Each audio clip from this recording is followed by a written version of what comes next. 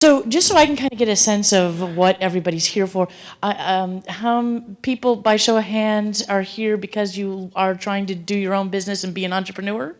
Yes? Majority?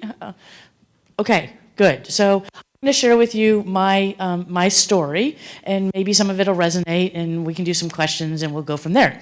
So I am not the youngest entrepreneur. I'm not one of the classic, I just graduated from college, had a great idea, decided to go do this. My story is a little different. I spent 20 plus years, I have an engineering degree, and worked in government contracting for 20-something years. And one of the reasons that it was really important for me to get an education, well, first of all, my mom said she didn't care until I got a college degree. She barely even showed up to high school graduation. But anyway, that's besides the point.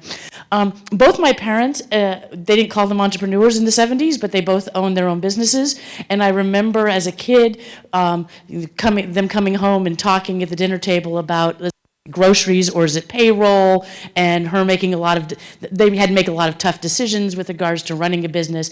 And I said to myself, I don't want to do that. I want to have a stable job. I want to have a check that comes once a week or every 2 weeks. And that was really important to me. And so I graduate from college. I didn't really know what I wanted to be when I grew up, but at the time I read Lee Iacocca's book, and he had just turned around Chrysler, and I figured, well, he's an engineer, so it sounds like if you're an engineer, you can do pretty much anything you want to do, so let's go get an engineering degree. So I did that.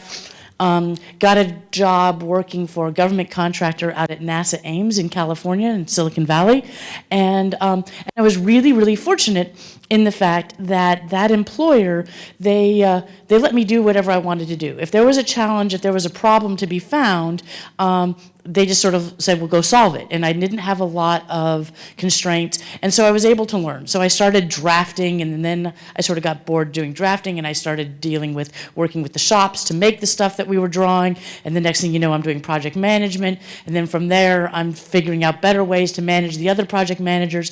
And so even though I was working, I was getting a steady job. As I reflect, I was actually always just constantly changing my job. Every year or so, the job was changing. And that went on for 20-something years. And then I kind of topped out in what I was doing. I was the number 2 person at a contract at NASA Langley, a 400-person contract, making a very nice, comfortable salary with my nice, comfortable little house, cute little dog. And I was starting to get bored again. And so I said to myself, well, I've always wanted to incorporate golf into my lifestyle. And so I said, well, okay, I'd taken some lessons, but let's try to play more golf. So I went out to the driving range, and I was swinging away, and I thought, oh, look, it went that way. Oh, it went that way. Oh, ooh, it did something right. But I had no idea why what I was doing was working or not working. And I thought, well, I'm exercising, so that's good. I probably should find an instructor. Well, I don't want to find an instructor. It's hard enough for me to find time to get out here and practice for an hour, much less scheduling with somebody, much less the expense. Who wants to do any of that? And coincidentally, I'd placed my phone kind of down in front of me, and I looked at it, and I said, well, you know, in today's world, these phones can video us. They can see, so with our video, they can hear what we're doing because we talk to them. Why can't it be my coach? And so I figured, well, clearly somebody out there has solved this problem. So I went home that night and did what everybody would do if you want to find a coach in a smartphone. What do?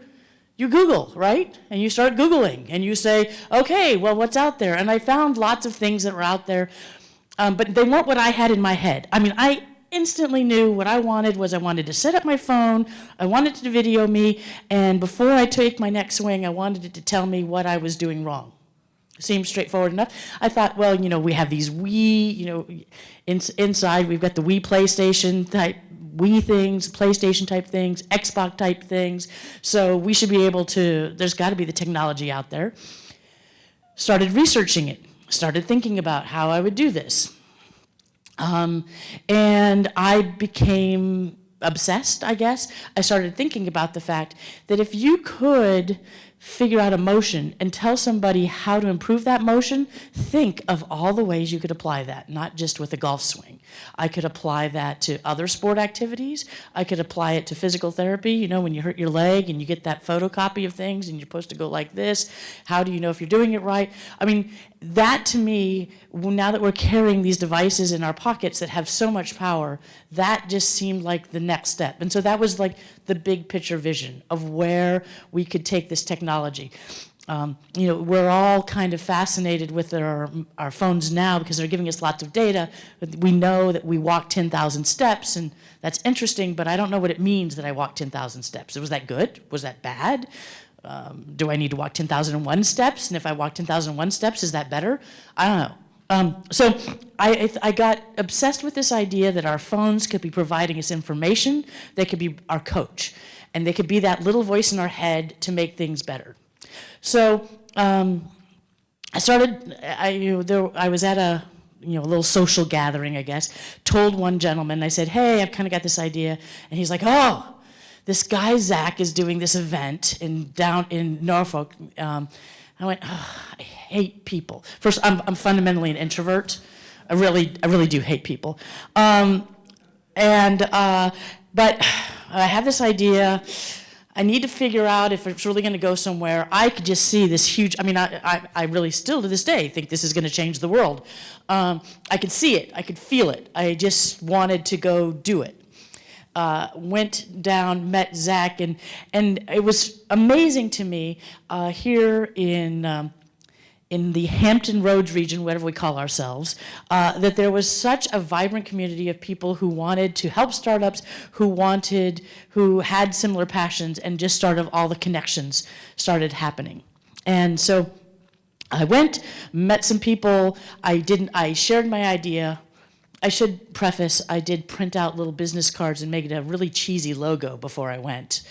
So I went with 12 business cards, so that was pretty exciting. And that maybe like 2 nights before, in bed at 11 o'clock at night, I searched and registered the LLC, Feedback Enterprise LLC, because it's really, not all that hard to do, and spend $50 and you're done. You're an official company. Boom. Okay, so I did all that, went to the event, got a lot of support. And the next thing you know, I was spending my days at work, not wanting to work. I wanted to be working on feedback, and I wanted to be building the company. And it just became an obsession. And I started doing research about, how do you get funding, and how do you build a company? And I realized, at some point, I could use some of my money, and at some point I'm going to need somebody else's money. And to get somebody else's money, I'm going to have to convince them that I am really committed to this whole thing. So I certainly can't keep my retirement fund and go out and say, hi, I'd like your money, but I don't totally believe because I'm hanging on to my retirement fund. So I talked to the dog, and the dog said, well, as long as you can feed me, let's go for it. And so the next thing you know, I'm quitting my perfectly good paying, incredibly stable healthcare benefits, 6-figure salary job, and deciding that I'm going to go all in with this startup. And you would think now, how many is 3 years later almost? I don't regret it for a second. I am incredibly broker than I was. I have much more debt than I had, and I have no savings. And the house is in some condition that we won't talk about with the bank. However, even with all those sort of negative things, I still would not change one moment of that decision-making process.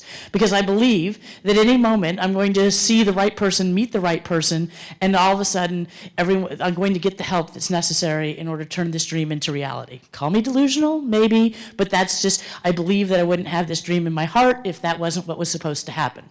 And so that's kind of our story. So where we are today is we were able with my investment, and we've taken in one outside investor, we were able to make an initial product that we call Feedback Collect. And what Feedback Collect does is it's a mobile app, and it lets you video your golf swing. It doesn't give you the instruction, but it does allow you to video your swing, and it has a unique function in the fact that it's voice activated. We bundled it with some hardware that includes a tripod and a clamp and a Bluetooth that enables that voice control functionality. All that hardware was outsourced from China. The box was made in a company in Virginia. It was all shipped to my garage, so we literally are doing the whole garage inventory thing. This morning, before I came, I shipped a box. So we're doing our own fulfillment in the garage. I'm very good at heat shrinking. So, that's our story. So we have that product out there. And when we had a little bit of cash and we were able to get some PR about it and had like the Golf Channel cover it, our sales were very good. I've also learned that if you don't advertise a consumer product, guess what? It doesn't sell. Surprising, that's probably why companies even like Coca-Cola have multi-million dollar advertising campaigns. So where we are right now is we have our product. We just went through an exercise of revamping our website. I'll be publishing that soon. And we are in the process of proving our technology to actually provide the instruction. Believe it or not, that's actually a fairly complicated technical R&D type thing. It's using computer vision technology, which is the same technologies like facial recognition, or what in Silicon Valley, all the computer vision experts are being sucked up into companies doing the autonomous vehicles. And so we use computer vision technology with machine learning in order to convert video into actual instruction. We have an expert here who's been working on it, but of course it's a part-time job for him. So our progress from a technical perspective is slow.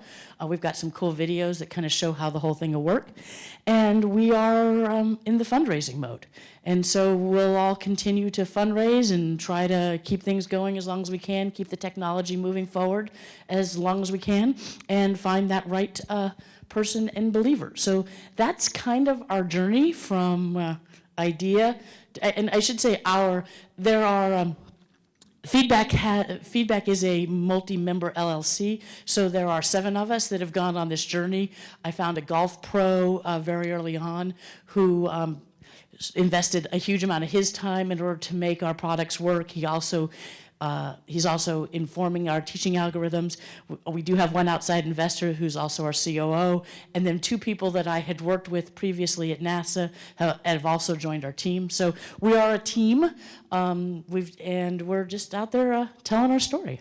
So that's kind of the feedback story. That's kind of the Shawn McDonald story.